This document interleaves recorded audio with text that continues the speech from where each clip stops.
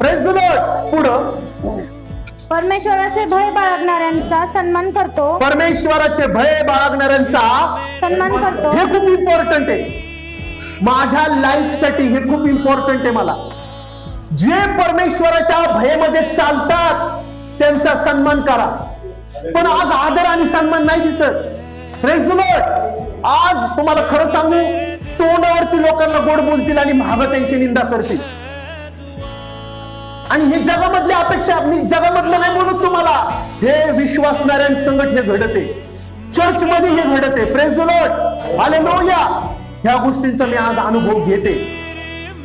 तुम्ही कसं राहायला पाहिजे एकमेकांबरोबर. Praise the Lord. ही माझी बहीण आहे, हिला कुठला त्रास झालाय तर तो मला होतोय. हा माझा भाव आहे, ह्याला काही त्रास झालाय तो मला होणार आहे. हालेलुया.